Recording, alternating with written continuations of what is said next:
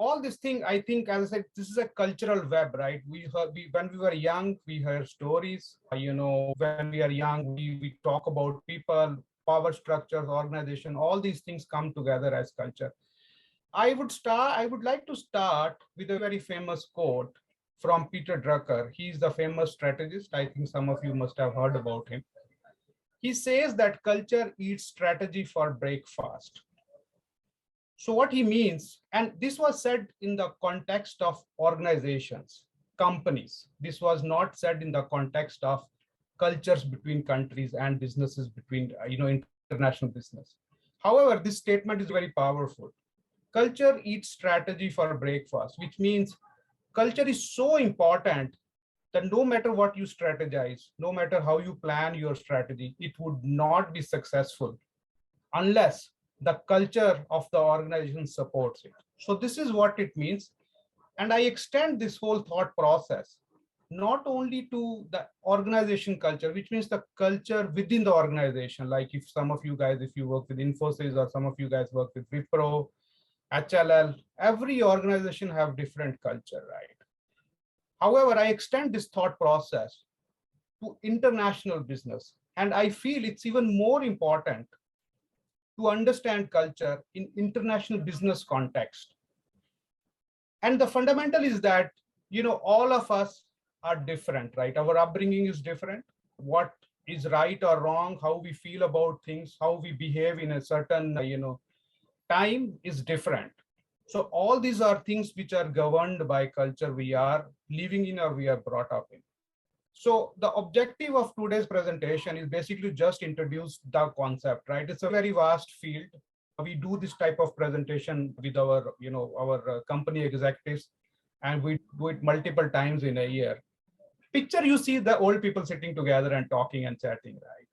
What do you think about picture? Is based on the cultural context, right? What culture you are brought up in, right?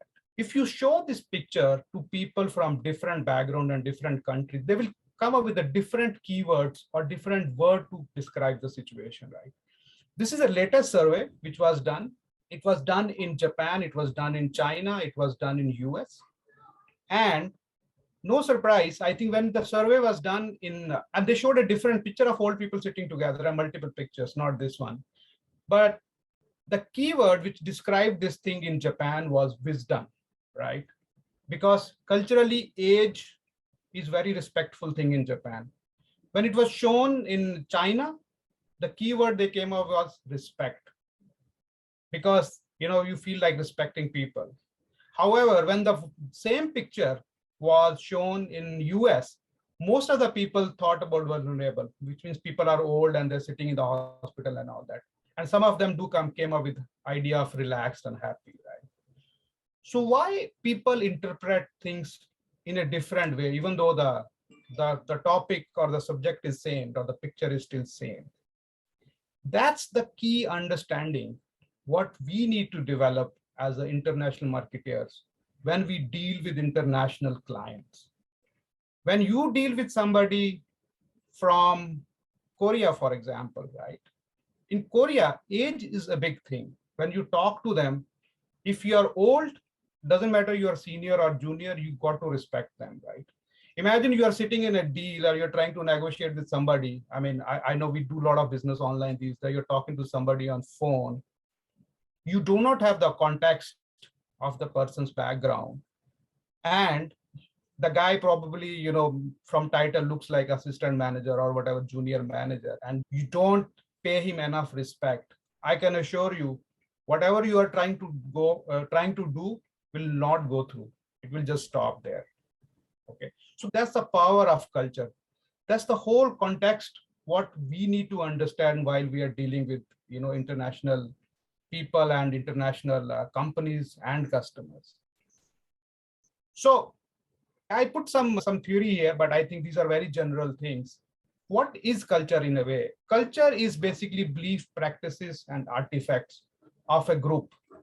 It includes religion, which is very, prominent thing. Food is part of culture. What we wear. If you travel to Southeast Asia, if you travel to Indonesia, people wear this thing called hijab or burqa. I think this is a very common thing. How we sit, where we sit actually is very critical in the context of international business. Language plays a very important part in our overall culture. And most importantly, what we believe right or wrong is driven by culture, right? For example, we can talk about food in India, food practices in India versus food practices in other part of the world, right? What is right or wrong in India? What is wrong in India might not be wrong in other countries, right? So that's the key thing, right? What we believe is right or wrong is very important for us, as a sales professional to understand. Greetings, when you travel to Asia Pacific, and I talk more about Asia Pacific because I've been living in Southeast Asia, traveling to all these Asian countries for the last 15 years. How the greetings are done, right? We shake hands. If you go to Japan, people will bow to you, right? And you feel it's sometimes strange, right? Why they're doing it. If you go to Korea, they will even do it. They even go lower when they bow to you. But as more westernized societies, we like to shake hands. So this is driven by this behavior is basically driven by culture, where whatever we think in our culture is right, wrong, we just follow that, right? So imagine you are going, you go and meet a customer in Japan or Korea or in Southeast Asia, some of these countries, right? But you want to shake hand, the other person bows to you, right? It looks strange.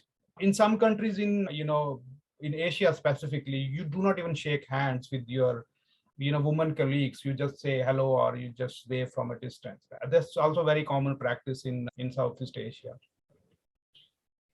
If you are sitting in a meeting in Middle East, you look at the watch.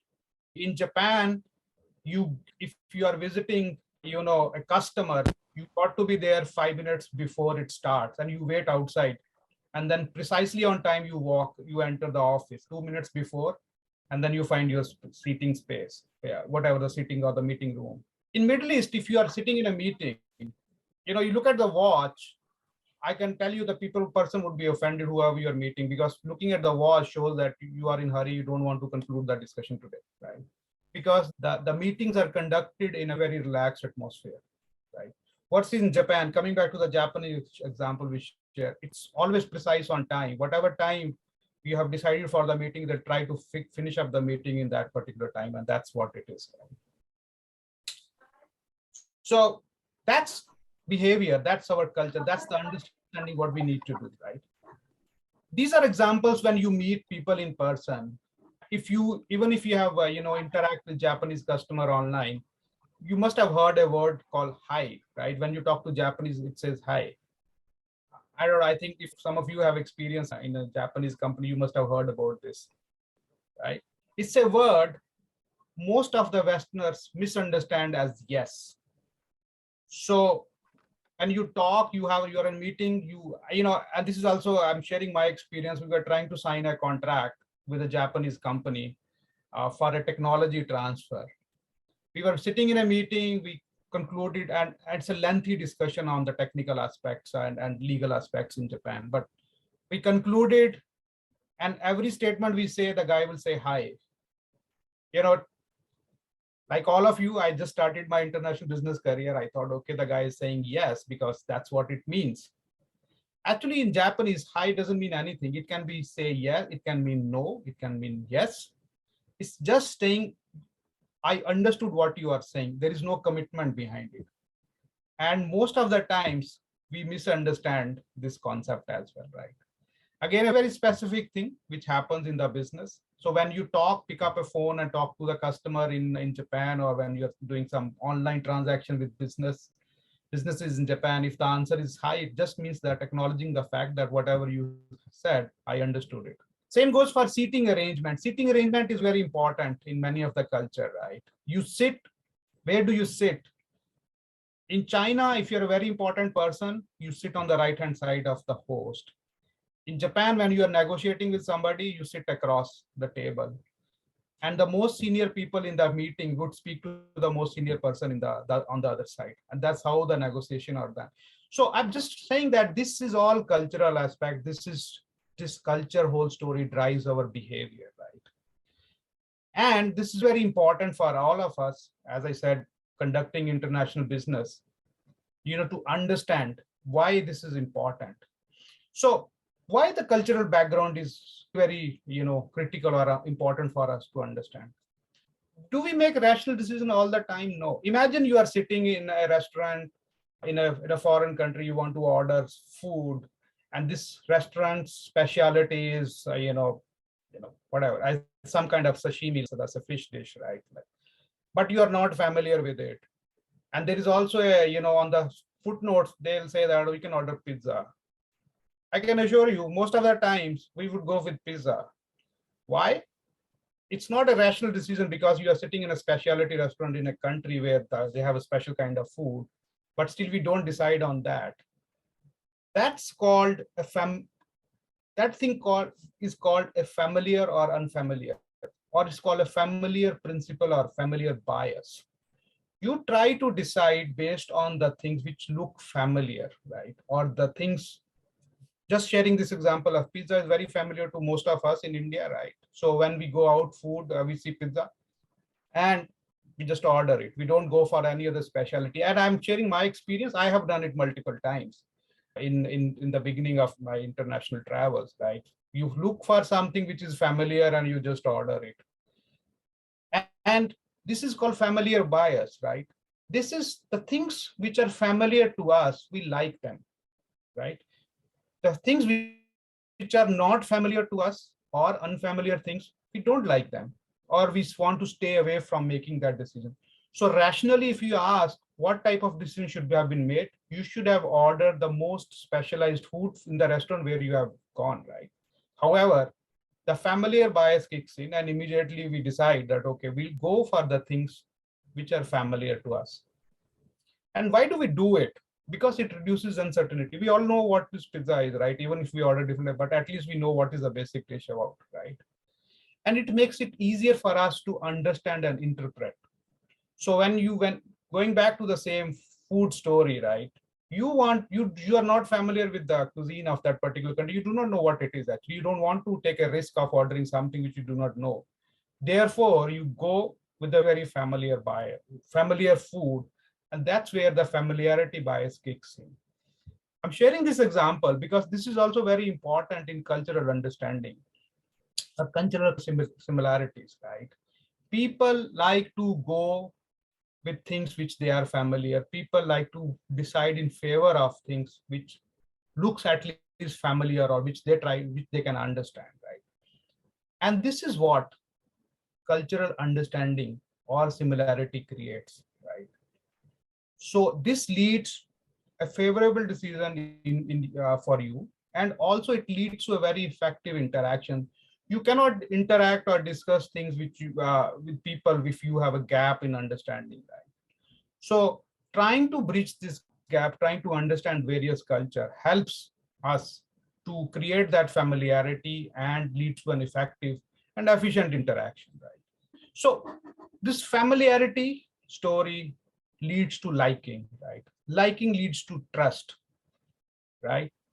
And is familiarity a precondition to trust? More or less, yes. You do not trust things which are not familiar, which you are not able to understand, no matter whatever rational mind is telling you. You still, at the end of day, you decide with your gut, right? You think about it, you see, okay, I like it, I'll go for it. So familiarity leads to liking, leads to trust. Let me share an example, right? When you have seen, you watch TV or whatever, internet, you see a lot of advertisement from the companies. What are they trying to create actually? What are they trying to do when they're showing you ad, whatever, like TV, Lenovo or phones? What are they trying to create? So when you see all these activities, they are also trying to create a trust, right? That the more often you see, the more familiar it becomes, the more trustworthy they become, right? So you see Apple phone, Apple ad all the time, no matter, of course, the technology is brilliant. Nobody can match the technology. I'm not debating that part. But they're also trying to create that certain trust with their customers. Once you buy Apple phone, you buy it again because you like it so much, right? It's a wonderful product. So they're trying to create that trust, right? And trust, as I said, is probably, the first point of creating trust is familiarity, of course, and which leads to liking, and finally you trust it, right? Now, Creating trust in a business environment, business world is very important because trust is fundamental for economic activity. If there is no trust, no economic activity can happen. No sales will happen. You cannot achieve your target, right? You cannot create any value. Nowadays we use a lot of online payment gateways and a lot of payment transactions. In the beginning, when all these things started, it failed for a certain period of time. And a lot of economists try to figure out why people were not using online transactions like Paytm, or there are other things here. Why people are not using it?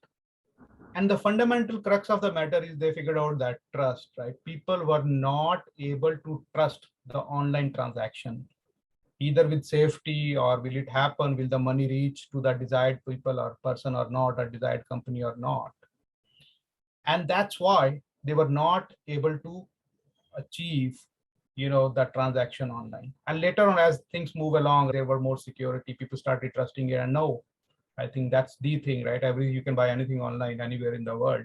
People deal with each other online. I deal with customers in US and Latin America sitting here in Asia, although I work in a global company, but still they trust and they know that once the order is placed and the money is transacted, the things will happen. So trust is the fundamental thing for economic activity. And as a marketing person or a salesperson, we really need to create that trust and that bond between customers and ourselves or our organizations. There is always a debate, right? Do we really need to trust? Why can't we just write a contract? Why can't we do a verification of the product? Yes, these are the things which happen, but these are really not very feasible things when you're talking about international business. I try to transact with a person who's sitting in Australia or in India while I'm in Singapore. And I really don't think most of the time they are able to verify or do a contract with me all the time. Right? It's not virtually possible. Same goes for you guys in India, right? If you're dealing with companies or customers outside India, you are not physically present, right? Of course, you can write a contract, but this is not always possible, right? Just sharing example of contract. Contract also means different in different countries, right? You can write a legal contract with a company in China, with a Japanese company, and with a US company. Everybody would interpret in a different way. So when you write a contract or sign a contract with a Japanese organization, it means the deal is done, it's over, right? And then we start our customer supplier relationship. However, when you sign the same agreement or a contract, I'm trying to generalize the situation, but most of the time this is what happens. When you try to sign the same agreement or a contract in China, it means that's the beginning of negotiation. It's not the deal is done, because the value of contracts is very limited, right? Similarly, I have experienced, especially in Southeast Asia, people don't do business even if they lose money, if they don't trust you. It doesn't matter what benefits you are coming up with, what you probably have the best product in the world, you would not be able to sell it if they do not trust you. And I'm talking about bigger, multi-million deals. They just don't go through, right? Whereas in Europe, you can write an agreement or a contract. You can just say, okay, shake a hand and say, we are done with the deal. And that's what they will, follow the agreement or a contract. So different context, different meanings. However, the fundamental story of the whole economic activity is that you have to create that trust. And as I was explaining to you guys in the previous page,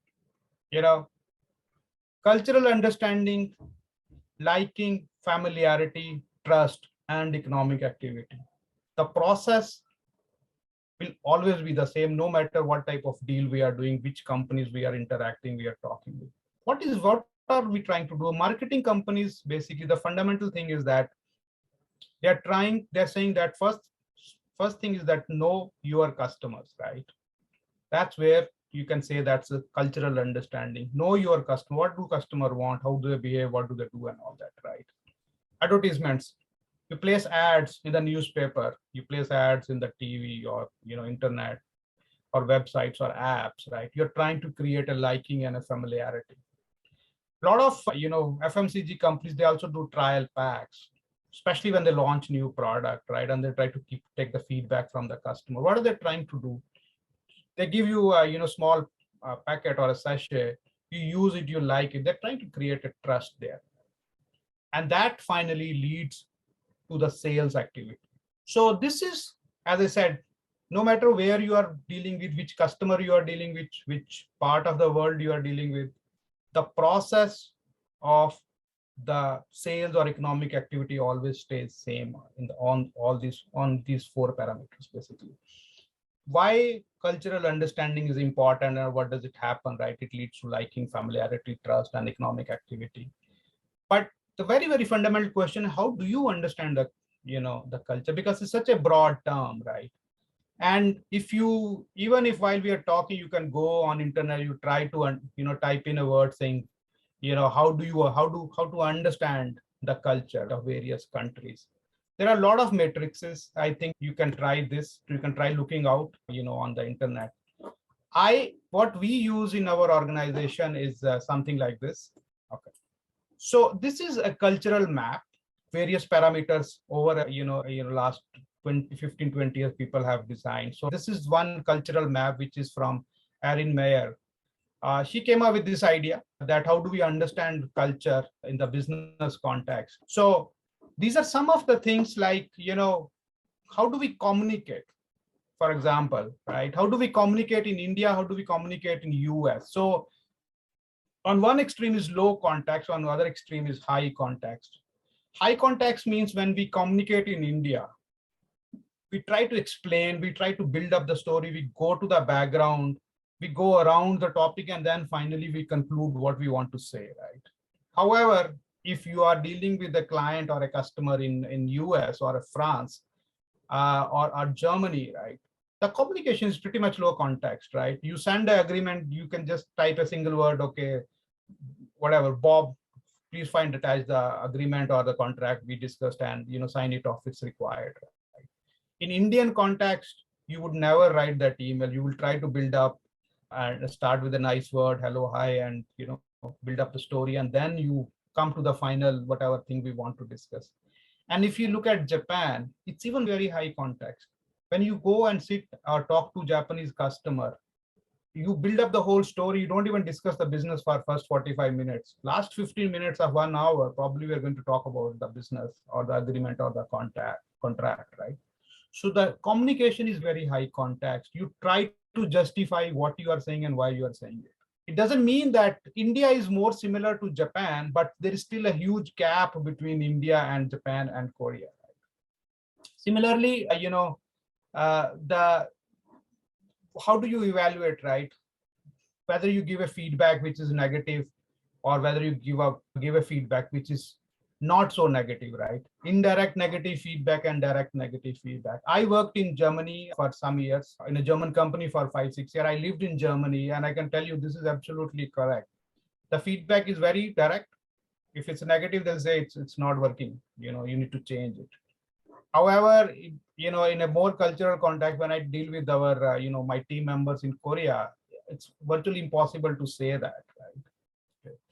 I worked in Germany, I worked in India, I worked with Korean companies, I can tell you this is more or less accurate, right? When I used to work in a German company, when I joined, first week they gave me a task. I was leading one of the strategy group. They gave me a task. They asked me, Pawan, how much time will it take? I gave them a time period of 2 months, that it will take 8 weeks to finish up this task, whatever task it was. There was no question asked, no negotiation done. Once I said 2 months, nobody asked me for 2 months, but precisely after 2 months, the whole team came back and asked, okay, what is the output for this guy? However, in India, when I have I used to work in, multiple companies in India, you can always negotiate on time. You discuss with your senior subordinate and you say, okay, this is a project, it's urgent, do this. They will try to finish up the task within, period of time. And you come up with, with 4 weeks instead of 6 weeks, and then after 4 weeks it goes to 6, and then it goes to 8.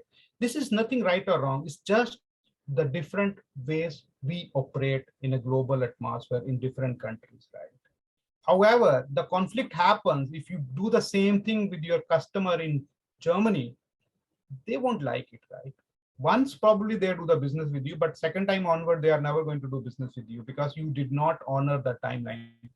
Unless you can tell them what is the reason for not honoring the timeline and explain it properly. Same goes with Japan, right?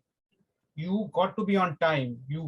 If you are going for a meeting or dialing in for a meeting, 5 minutes before you should be there, right? Not 1 minute later. The Korean culture, I think the K-pop, the soaps are very popular in India, I understand, right? So when you think about Korean culture, probably this is what comes to your mind. Actually, if you really want to look at the Korean culture, these are some of the parameters which I have experienced over a period of time, right? Everything is urgent in Korea. Haste is the thing, right? They have transformed their economy in last 60 years. 60 years back, they were really like, like something like the GDP was very low. They transformed their economy. Always urgent. Everything is in hurry. You have to do it yesterday, not tomorrow. When you deal with the customers like this, you are always under pressure of time, right? It's very hierarchical setup. It's nothing to do with BTS, that the band or the movies or the dramas what we watch on Netflix. It's absolutely different, right? Very hierarchical. The society is like the age is very well highly respected. Elders are very important. When you sit in a meeting and you talk to people, if they're older than you pay certain respect to them. Activism. They work in a group. They like to work in a group. They are not very individual society like US. They want to work together, right? Very sensitive to trends. That's why a lot of fashion actually comes from Korea, right? You must have seen a lot of fashion, especially the personal care, the products, the apparels, all these things actually come from Korea, right? So very sensitive to trends. Elders are highly respected. I was talking to a customer, first meeting, first 2 minutes, and the question person asked me, how old are you? This was the first, even before we got into any discussion about business or what do we want to do in the meeting today.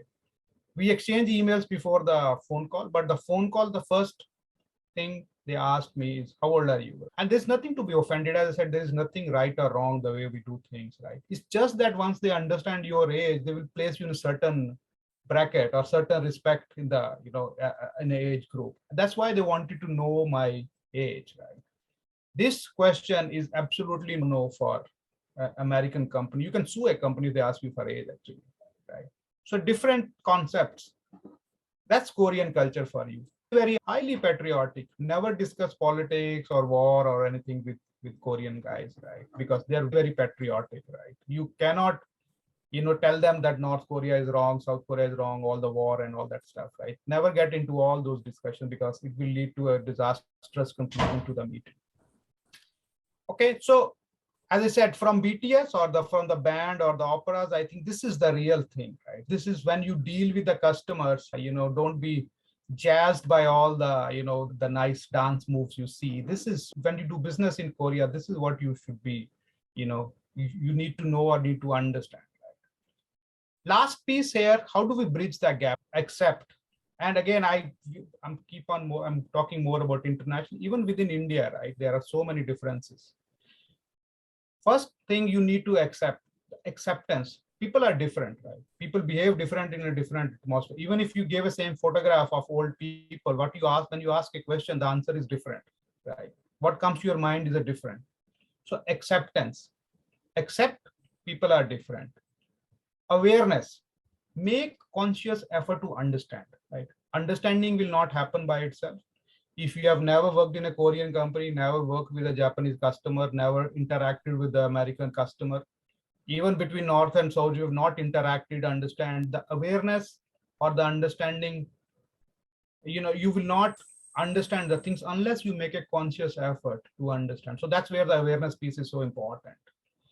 And make the first move, which means approach. Try to understand, right? Try to bridge up the gap. Very important thing. Try to bridge up the gap, both as a customer, as a supplier also, right? Try to bridge up that gap and try to understand the other parties, narrow the gap so that you can create that familiarity. You can create that liking, which would lead to the trust. And finally, the whole piece leads to your, goal or your sales goal or your marketing goal.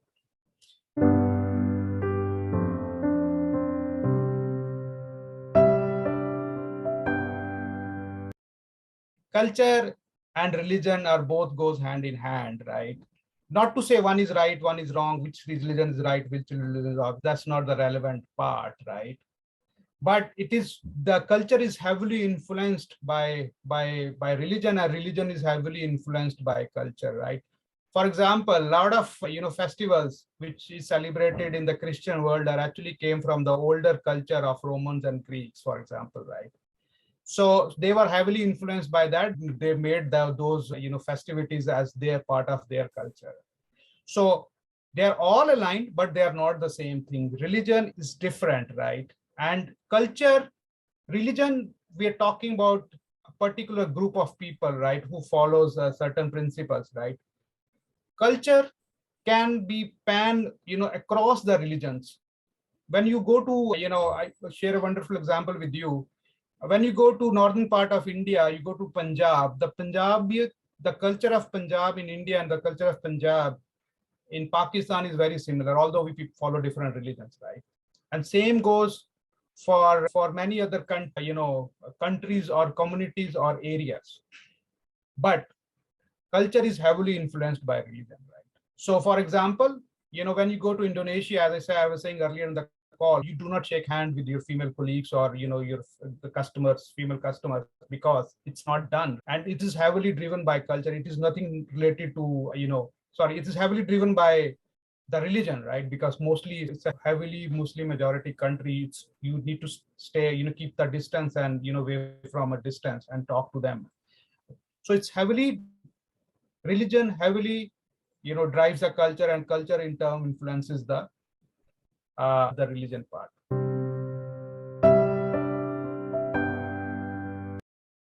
Ethics is part of culture, right? So ethics, when we talk about ethics, is probably more like a universal value. What is right or wrong in terms of, in ethical terms, in India probably also be very similar to the other countries. But ethics play a very important role in the cultural piece, or culture influences ethics in a big way. As I said, what is right or wrong is all driven by this. And therefore, ethical things or unethical things probably have a universal undertone, but yes, it is also influenced by the culture. Yeah. So similarly, the thing is this: if you're sitting in a meeting and you're not able to, create that trust with your end customer, you would more or less sure that the whole thing will not go through, right? The business deal is not going to go through, right? Here we are taking example of a small risk. Basically, you go and buy a shampoo, you don't use it, you just say, okay, just leave it out. Next time, probably not going to buy. But in a business scenario, the risk is also much bigger. Therefore, it's all the more important and critical to create that trust first, to generate that business or activity or sales, right?